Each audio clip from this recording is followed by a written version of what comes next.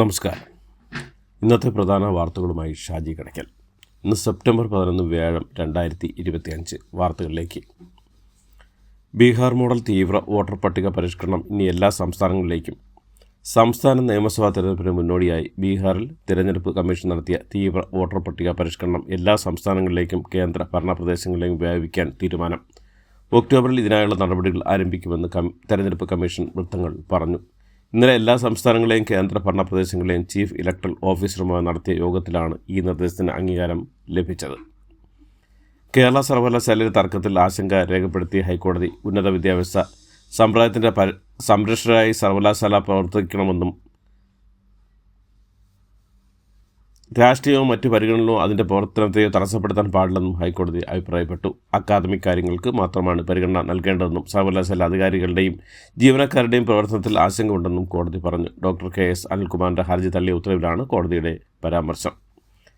ചെന്നൈയിലേക്ക് കൊണ്ടുപോയ ശബരിമല ശ്രീകോവിലിന് മുന്നിലെ ദ്വാരപാലക ശില്പങ്ങളിലെ സ്വർണം പൂശിയ പാളി തിരികെ എത്തിക്കണമെന്ന് ഹൈക്കോടതി ഉത്തരവിട്ടു. കേസ് പരിഗണിച്ച കോടതി ദേവസ്വം ബോർഡിനെ രൂക്ഷമായി വിമർശിച്ചിരുന്നു. ദ്വാരപാലക ശില്പങ്ങളിലെ സ്വർണം പൂശിയ പാളികൾ നന്നാക്കാൻ കൊണ്ടുപോയതുമായി ബന്ധപ്പെട്ട ഹർജിയിലാണ് ഹൈക്കോടതി ഉത്തരവ് വന്നിരിക്കുന്നത്. നേപ്പാളിലെ മലയാളി ടൂറിസ്റ്റുകളുടെ സുരക്ഷ ഉറപ്പാക്കണമെന്നാവശ്യപ്പെട്ട് മുഖ്യമന്ത്രി പിണറായി വിജയൻ കേന്ദ്ര വിദേശകാര്യമന്ത്രി S ജയശങ്കറിന് കത്തയച്ചു.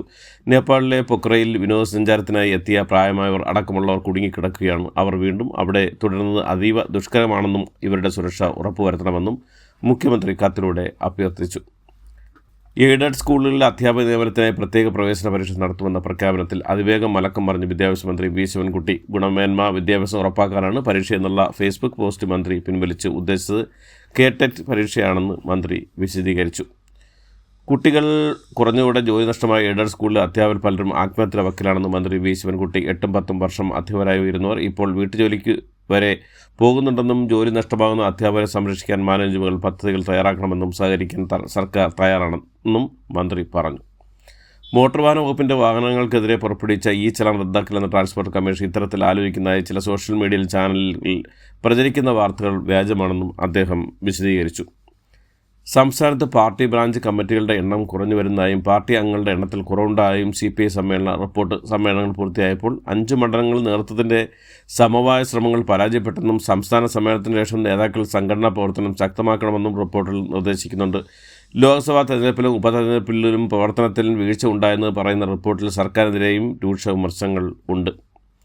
സർക്കാർ നയങ്ങളിൽ വിമർശനവുമായി CPI സംസ്ഥാന സമ്മേളനത്തിലാണ് സർക്കാരിനെതിരെ കടുത്ത വിമർശനം ഉയർന്നിരിക്കുന്നത്. മദ്യനയത്തിൽ നിലവിലെ നിലപാട് തെറ്റാണെന്നും സർക്കാർ പ്രോത്സാഹിപ്പിക്കുന്നത് വിദേശ മദ്യമാണെന്നും കള്ളുചെത്ത് വ്യവസായം പ്രതിസന്ധിയിലാണെന്നും ഉൾപ്പെടെയുള്ള കാര്യങ്ങളാണ് CPI പ്രവർത്തന റിപ്പോർട്ടിൽ പറയുന്നത്. കഴിഞ്ഞ ദിവസം ഇസ്രായേൽ ഖത്തറിൽ നടത്തിയ വ്യോമാക്രമണത്തെക്കുറിച്ച് സമൂഹം ഒന്ന് ശബ്ദമുയർത്തണമെന്നും ഈ കിരാത നടപടിക്കെതിരെ ലോകരാജ്യങ്ങൾ ഒന്നിച്ച് പ്രതികരിക്കാൻ തയ്യാറാവണമെന്നും സമസ്ത. പേരൂർക്കടൽ പോലീസ് കള്ളക്കേസിൽ കുടുക്കിയ ദളിത് സ്ത്രീയായ ബിന്ദുവിന് സഹായമായി MGM ഗ്രൂപ്പ്. ചുള്ളിമാനൂർ സ്വദേശി ബിന്ദുവിന് MGM സ്കൂളിൽ പ്യൂണായി നിയമനം നൽകുമെന്നും MGM ഗ്രൂപ്പ് ചെയർമാൻ വർഗീസ് യോഹന്നാൻ അറിയിച്ചു. മാനവിൻ്റെ പ്രതികൾ ബിന്ദുവിൻ്റെ വീട്ടിലെത്തിയാണ് ഇക്കാര്യം അറിയിച്ചത്. അതേസമയം ബിന്ദുവിനെ മാനസികമായി പീഡിപ്പിച്ച കേസിൽ ഉദ്യോഗസ്ഥർക്കെതിരെ നടപടി വേണമെന്ന് റിപ്പോർട്ട് സംസ്ഥാന മനുഷ്യാവകാശ കമ്മീഷൻ നാളെ പരിഗണിക്കും. കോഴിക്കോട് വിജിൽ നിരോധന കേസിൽ അയാളുടെയെന്ന് കരുതുന്ന ഷൂ സരോവരത്തെ ചതുപ്പിലെ തെരച്ചിൽ കണ്ടെത്തി. ഷൂ വിജിലിൻ്റെ ആണെന്ന് പ്രതികൾ തിരിച്ചറിഞ്ഞ് പോലീസ് അറിയിച്ചു. മൃതദേഹാവശിഷ്ടങ്ങൾക്കായുള്ള തെരച്ചിൽ ഇന്നും തുടരും. ലഹരി ഉപയോഗിക്കുന്നതിലൂടെ മരിച്ച വിജിലിൻ്റെ മൃതദേഹം സരോവരം ബയോ പാർക്കിലെ ചതുപ്പിൽ ചവിട്ടിത്താഴ്ത്തിയെന്നായിരുന്നു സുഹൃത്തുക്കളായ നിഖിൽ, ദീവേഷ് എന്നിവരുടെ മൊഴി. വൈഫ് ഇൻ ചാർജ് പരാമർശത്തിൽ ഡോക്ടർ ബഹാവുദ്ദീൻ നന്ദിയെ പിന്തുണച്ചും ഉമർ ഫൈസിയെ തള്ളിയും നാസർ ഫൈസി കൂടത്തായി.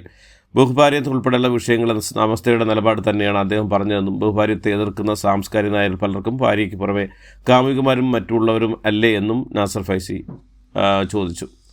സമസ്ത നേതാവ് ഡോക്ടർ ബഹാവുദ്ദീൻ നദിയുടെ ഇൻചാർജ് ഭാര്യ പരാമർശം തള്ളി സമസ്ത നേതൃത്വം. ജനപ്രതികളുടെ സ്വകാര്യത നോക്കേണ്ടത് സമസ്തയുടെ പണിയല്ലെന്നും നേതൃത്വത്തിൻ്റെ പ്രതികരണം ഇത് സമസ്തയുടെ ചർച്ചാ വിഷയമല്ലെന്നും സമസ്തയുടെ നയം ഇതല്ലെന്നും ജെഫ്രി മുത്തുക്കോയ തങ്ങൾ പറഞ്ഞു. പോലീസ് കസ്റ്റഡി മർദ്ദനങ്ങളിൽ സംസ്ഥാന വ്യാപകമായ പ്രശ്നമായി കോൺഗ്രസ് പോലീസ് സ്റ്റേഷനുകൾക്ക് മുന്നിൽ ധർണ നടത്തിയായിരുന്നു പ്രതിഷേധം. ജീവൻ സംരക്ഷിക്കേണ്ട പോലീസ് കൊലയാളികളായി മാറിയെന്ന് KPC അധ്യക്ഷൻ സണ്ണി ജോസഫ് ആരോപിച്ചു. 10 വർഷം മുൻപത്തെ ആരോപണങ്ങൾ ഇപ്പോൾ ഉയർന്ന് ശ്രദ്ധ തിരിക്കാനുള്ള സർക്കാർ നീക്കമെന്നായിരുന്നു ചെന്നിത്തലയുടെ പ്രതികരണം.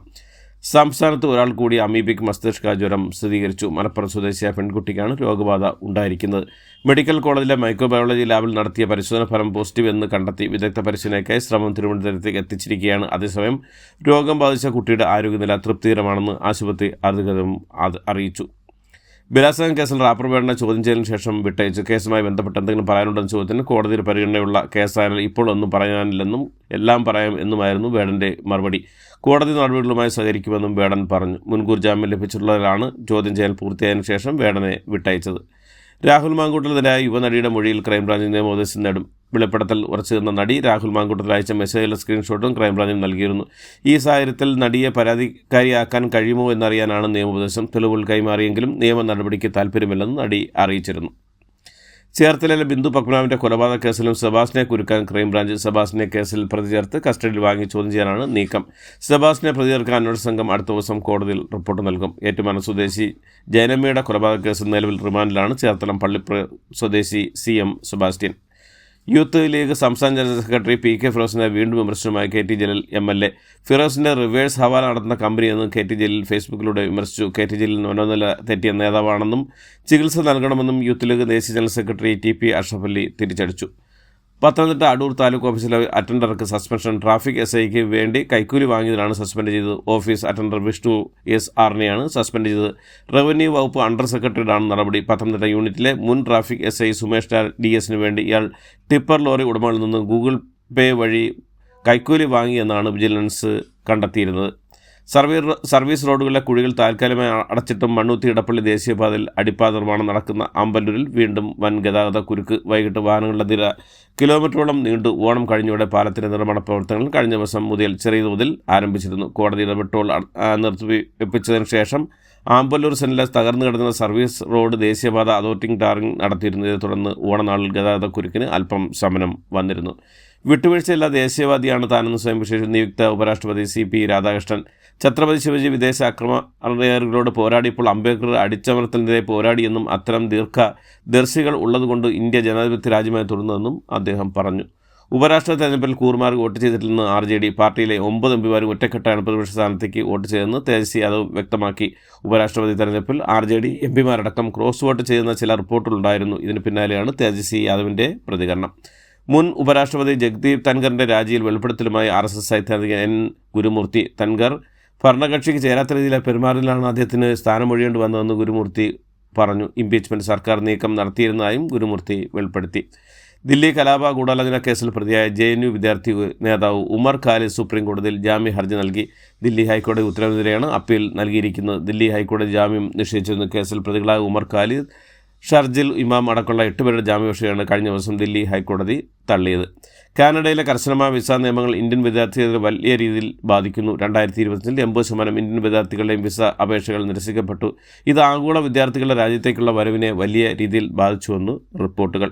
നേപ്പാളിലെ കലാപത്തെ തുടർന്ന് അതിർത്തിയിൽ നിരീക്ഷണം ശക്തമാക്കി ഇന്ത്യ. UP, ബീഹാർ അടക്കം അതിർത്തി പങ്കിടുന്ന സംസ്ഥാനങ്ങൾക്ക് ജാഗ്രതാ നിർദ്ദേശവും നൽകി. നേപ്പാളിലെ സ്ഥിതി വിലയിരുത്താൻ പ്രധാനമന്ത്രി നരേന്ദ്രമോദിയുടെ അധ്യക്ഷതയിൽ ഉന്നതതല യോഗം ചേർന്നിരുന്നു.